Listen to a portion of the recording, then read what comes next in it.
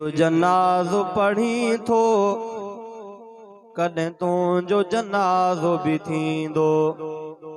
अजबे जो जनाज़ो पढ़ी थो कॾहिं तुंहिंजो जनाज़ो बि थींदो। कॾहिं तुंहिंजो जनाज़ो बि थींदो, कॾहिं मुंहिंजो जनाज़ो बि थींदो।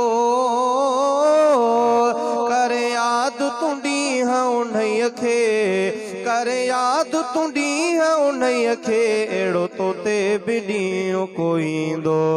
अजबे जो जनाज़ो पढ़ी थो कॾहिं तुंहिंजो जनाज़ो बि थींदो। मिठी माउ मथां पई रोईंदई, हर न्याणी रोईंदी रहंदई।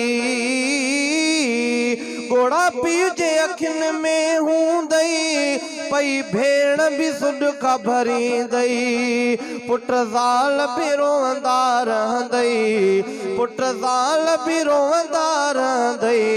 मोटाए को भाउ न सघंदो। अजबे जो जनाज़ो पढ़ी थो कॾहिं तुंहिंजो जनाज़ो बि थींदो। अजबे जे तॾहिं ते आहीं तूं ॿिए जो कफ़न थो ठाहीं,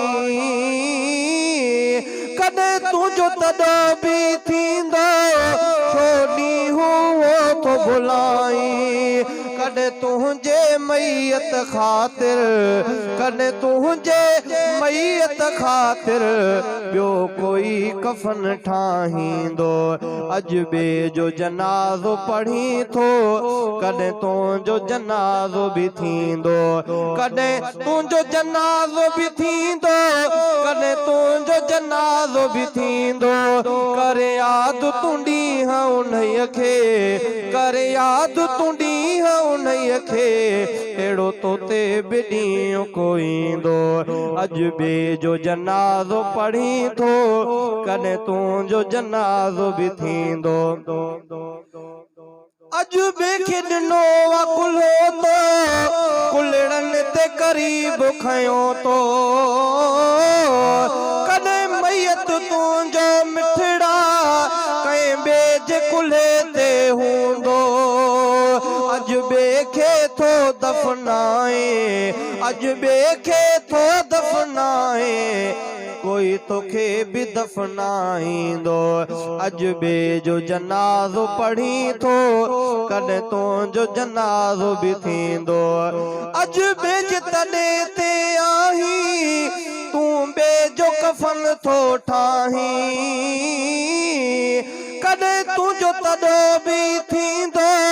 छो ॾींहुं थो भुलाई, कॾहिं तुंहिंजे मैयत ख़ातिर, कॾहिं तुंहिंजे मैयत ख़ातिर ॿियो कोई कफ़न ठाहींदो।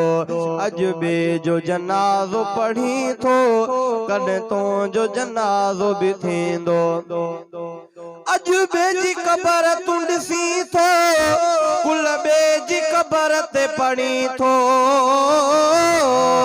कॾहिं तूं बि क़बर में हूंदे इहा सोच तूं छो न करीं थो। जॾहिं मौत हली दर ईंदुई, जॾहिं मौत हली दर ईंदुई, तोखे मोहलत पल बि न ॾींदो। अजबे जो जनाज़ो पढ़ी थो कॾहिं तुंहिंजो जनाज़ो बि थींदो। कॾहिं तुंहिंजो जनाज़ो बि थींदो, कॾहिं मुंहिंजो जनाज़ो बि थींदो। करे यादि तूं ॾींहं उन्हीअ खे, करे यादि तूं ॾींहं उन्हीअ खे, अहिड़ो तोते बि ॾींहुं कोई ईंदो। अजबे जो जनाज़ो पढ़ी थो कॾहिं तुंहिंजो जनाज़ो बि थींदो। लिखी शहज़ादे हक़ीक़त हिन शेर में आहे नसीहत। अल्लाह जे हुक्मनि ते हलो, मन सुण नबीअ जी शरीयत।